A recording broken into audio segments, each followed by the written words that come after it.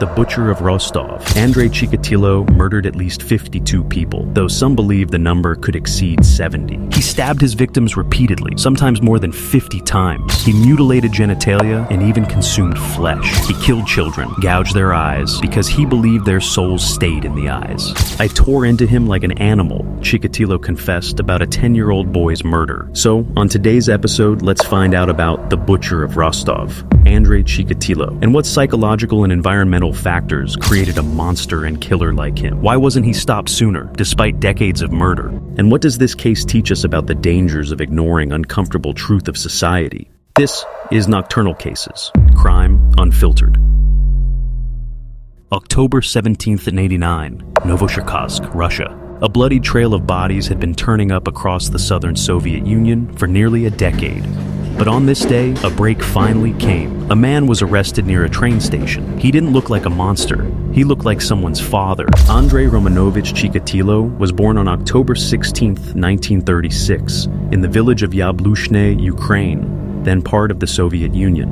It was a time of extreme famine caused by Stalin's collectivization policies. His birth was in starvation, fear, and silence. His father, Roman, was drafted to fight in World War II and was captured by the Nazis. When he returned, he was branded a traitor by the Soviet regime for being a prisoner of war. His mother, Anna, was reportedly abusive, paranoid, and overprotective. Andrei slept in the same bed as his parents until his teenage years. He was a chronic bedwetter and subject to his mother's ridicule. But the most horrifying of all is the story of his brother. According to Chikatilo, his older brother, Stepan, was kidnapped and eaten by starving neighbors during the Holodomor famine. While no official records confirm Stepan's existence, the very belief in such an atrocity, true or not, carved horror into Andrei's developing psyche. You might think, why does this matter? Because serial killers are rarely born, they're cultivated. Neglect, humiliation, sexual repression, and childhood trauma are consistent ingredients in nearly every serial predator's early life. The hunger, the shame, the powerlessness Chikatilo felt as a child would later manifest in his crimes. He wasn't just killing, he was recreating his trauma, and this time, he was in control. In adolescence, Chikatilo was quiet, extremely nearsighted, and socially awkward. He experienced sexual dysfunction early. He was unable to perform, and the shame only deepened his alienation. At age 24, he attempted to rape a young girl in a river. He ejaculated, something he was unable to do during consensual contact. Now, the pattern had begun. In 1971, after graduating university and serving in the Soviet Army, Chikatilo moved to Shakhty and began teaching. His career was short-lived. Complaints from students, especially young girls, about inappropriate touching and exposure were quietly swept under the rug. At the time, the Soviet system refused to publicly acknowledge the concept of a serial killer. It was viewed as a Western disease, incompatible with the Soviet ideal of a classless, crime-free society. This ideological blindness would allow Chikatilo to act unchecked for years. As Mikhail Vinogradov, the criminal psychologist who later studied him, said, "We didn't want to believe someone like him could exist in the motherland." On a winter day in 1978, Chikatilo lured 9-year-old Elena Zakotnova into a dilapidated house he had secretly purchased. He attempted to rape her, but again failed. In frustration and fury, he stabbed her repeatedly. As she died, he ejaculated. The pattern was confirmed. Violence was his only path to sexual arousal. He dumped her body in a nearby river. Alexander Kravchenko, previously convicted of rape, was arrested for Chikatilo's crime, beaten into confessing, and executed in 1984 for the crime Chikatilo committed. It was a fatal mistake by the system. Why didn't this raise red flags? Because Soviet policing relied more on confessions than forensic evidence. The regime prized quick resolutions over accuracy. Truth was sacrificed for the appearance of order. And so, Chikatilo continued. After a brief hiatus, Chikatilo began killing again in earnest in 1981. Over the next decade, he would murder at least 52 people, though some believe the number could even exceed 70. He targeted the most vulnerable: runaways, homeless children, young boys and girls, vagrants, sex workers.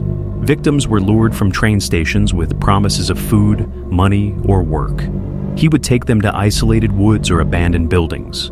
There he stabbed his victims repeatedly, sometimes more than 50 times. He mutilated genitalia, gouged out eyes, believing that his victims' souls remained in the eyes, and even consumed flesh, a pattern of necrophilia. For those who don't know, necrophilia is when a person is sexually attracted to a dead body. Crime scene investigators were baffled. Victims varied in age, gender, and appearance. There seemed to be no consistent modus operandi, a tactic Chikatilo used to avoid getting arrested. The most disturbing question isn't just what Chikatilo did, it's why he wasn't stopped.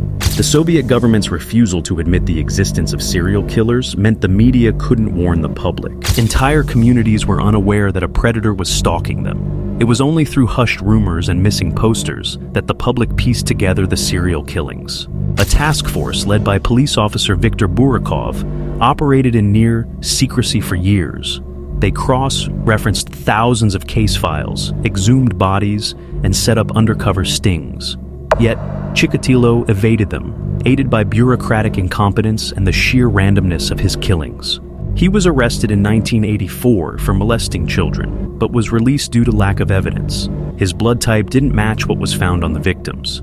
Chikatilo's blood type was A, but the semen left at the crime scenes tested as type AB.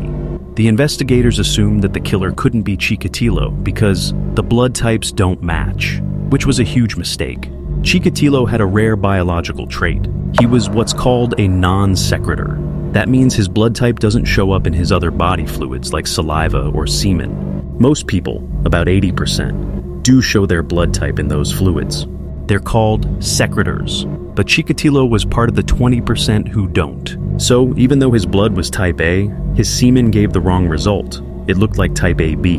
On November 6, 1990, police observed Chikatilo acting suspiciously near a Rostov train station. He was stalking children, circling bushes and boarding trains without reason. When arrested, police found rope, a knife, and a jar of Vaseline in his coat. His alibi was weak, and finally, after 3 days of interrogation, he confessed to 56 murders in horrifying detail. In one statement, he described a 10-year-old boy's murder. He cried, begged. I told him to be quiet. Then I tore into him like an animal. He showed no remorse, only fatigue. His motivation? I was like a father to them, he once said. I brought them peace.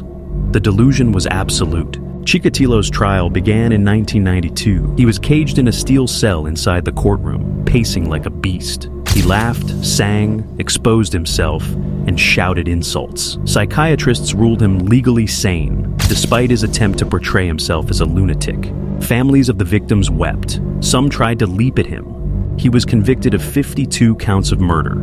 On February 14, 1994, Andrei Chikatilo was executed with a single gunshot to the back of the head in Novocherkassk prison. But why didn't society stop him sooner? Because systems failed. Ideology trumped the truth. The USSR was so desperate to maintain its image that it denied the basic psychology of human evil. And in that gap, between propaganda and reality, monsters thrive. Chikatilo's case forced the Soviet Union, and later, Russia, to overhaul investigative practices. Serial murder was no longer a Western disease. It was a human disease. Today, his crimes are studied in criminology courses worldwide. He is ranked among the most prolific serial killers in history, alongside names like Ted Bundy and Pedro Lopez. What creates a monster like Andrei Chikatilo? Is it genetics, environment, political denial, or is it all of them in a twisted symphony? And unless we ask the hard questions, unless we look evil straight in the eye, we might not see the next Chikatilo until it's too late. If you found value in this breakdown, if you believe stories like this deserve to be told honestly and deeply, then like this video, subscribe, and hit the bell.